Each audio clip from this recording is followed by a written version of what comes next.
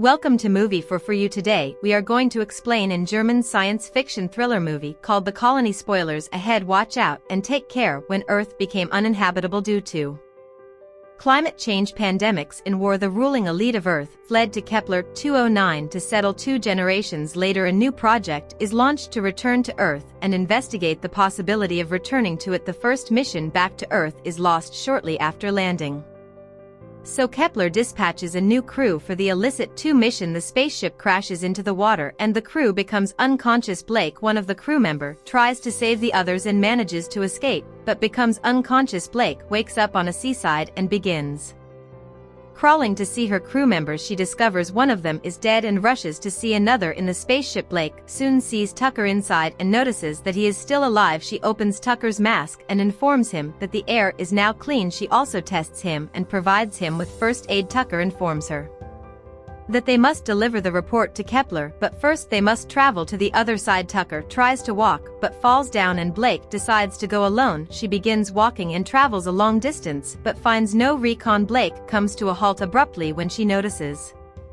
something suspicious in the water. She tries to put herself to the test after witnessing some animals reproducing. While Tucker informs her of the significance, it appears that the human reproductive system has stopped on Kepler, which is why they are looking for a way back. Blake takes a blood sample from her finger and receives a negative result. When Blake decides to move on to get more answers, Tucker abruptly warns her while she sees an octopus on his red box. Blake tries to cut it while the octopus stuns her, but Tucker assures her that she is perfectly fine. Suddenly dark clouds appear and Blake loses visibility. Tucker becomes upset and tells her to return while firing a flare gun into the sky. Blake sees the flare, but before Blake arrives, someone else arrived. Tucker notices suspicious sounds and prepares his flare gun. He also tries to shoot one of them while Blake runs to help him, but as she arrives she discovers that the other people have kidnapped Tucker. Blake spots a way to find Tucker and climbs a hill. She sees from her sniper scope that many people are stealing Tucker, but then she notices someone coming from behind her and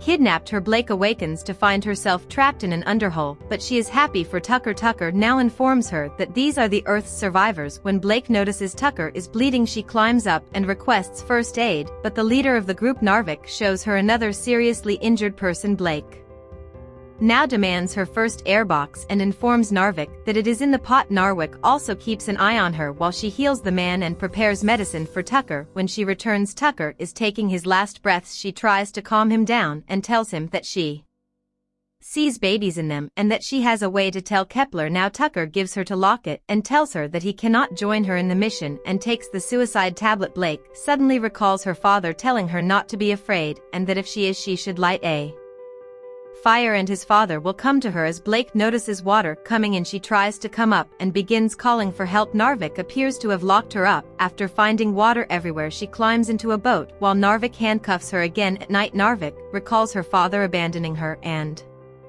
departing on the first mission that was lost. The next day, Blake finds herself back in the prison, this time with some of the children making fun of her, but one boy was still watching her. She tries to tell the boy to give her the red box she requires, but the boy didn't understood. Blake now tells her by drawing a picture and the boy decides to assist her. After some time, Blake discovers people's screams and many of them flee with her son. A man throws a child which Blake catches and becomes emotional about. Blake now hears several gunshots and people fleeing and she notices some strangers kidnapping girls. The next day, Narvik returns home to find her people dead and her daughter Neil missing. She frees Bacon, plans to pursue them in order to reclaim her. Blake notices her as well and decides to assist her. She meets Narvik after a long journey and asked about the people who killed them, but Narvik remains silent. On the way, Narvik shares some food with Blake and hears Neil screaming. They both run near the strangers who are forcefully loading all of the girls into a large ship. Narvik pulls out the flare gun, unsure of what it does, and Blake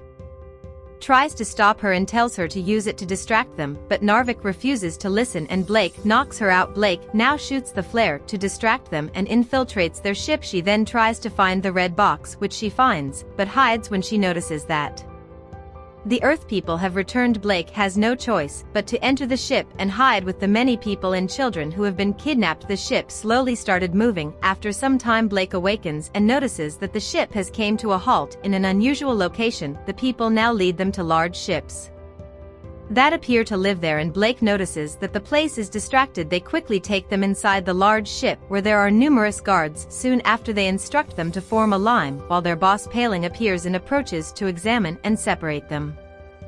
Paling begins pointing them out one by one, and when he spots the little girl, he sends her to another room. Paling is shocked when he notices Blake's gun. He attempts to question them about the gun, but no one responds. Paling now approaches Blake and tells her to accompany him. While looking at her locket, Paling tells her to stop and examine her while telling her to go inside a room. Paling leaves while Blake discovers a large in the room. The boy asked her if she is an astronaut, and then another man, Gibson, appears and greets Blake, saying he has been waiting for her for a long time. It appears that Gibson is also from Kepler and he wants to transmit the message to Kepler. Blake informs her that their crew is dead and she is the only one left, but she can still send the message. Blake now inquires about Gibson's father. He sits down and briefly explains to her that when they arrived, her father became close to the remaining Earth people and trusted them, but they flee when they see her father attempting to transmit a message back to Kepler. Gibson informs her father that he is no longer alive. Blake is upset to learn this when suddenly the boy appears and informs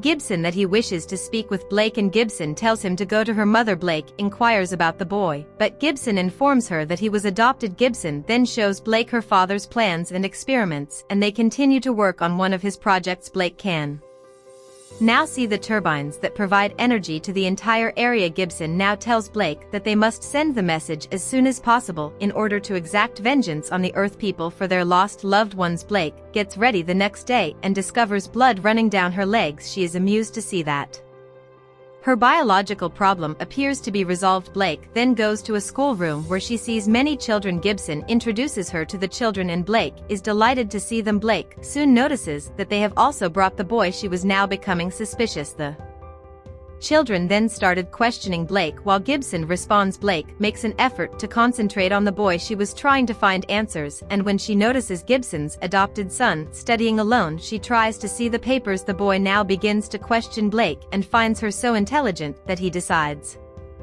to share a secret with her. While Blake becomes suspicious and draws closer to him, she saw a tree for the first time because of the boy, and her father told him about trees. They're supposed to be really big, says the boy. Blake notices that the wording is identical to what her father told her before leaving Earth.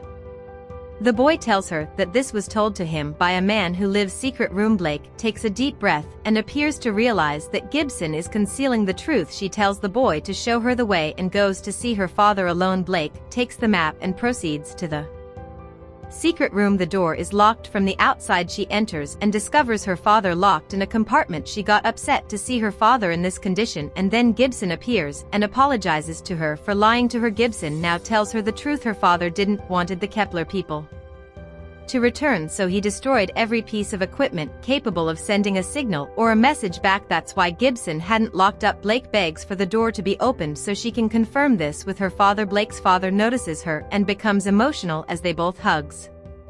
While her father expressed his gratitude, Blake now demands answers, and she questions her father about why he didn't want the Kepler people to return. Blake's father now warns her that if the Kepler people return to Earth, they will destroy it once more. Blake is perplexed into parts. Gibson later meets Blake in the evening, and Blake tells him that she can send the signal using the weather station. Gibson is overjoyed that they have found a solution. At the dinner, the boy tells Gibson that he too wants to be an astronaut. However, Gibson abruptly tells her mother to take the boy for playing. However, the boy's mother abruptly tells Blake that Gibson has saved her and her son Neil by cutting her belly and forcing them to be a family. Knowing this, Blake becomes suspicious and the light goes out. Paling informs them that they are being attacked by the Earthlings. Gibson instructs Blake to remain and load his gun. Blake is walking when she notices Narvik and asks her about her son. She shows her the location, but then a guard appears and begins beating Narvik. Blake doesn't hold back and removes the guard. Paling appears and orders Blade to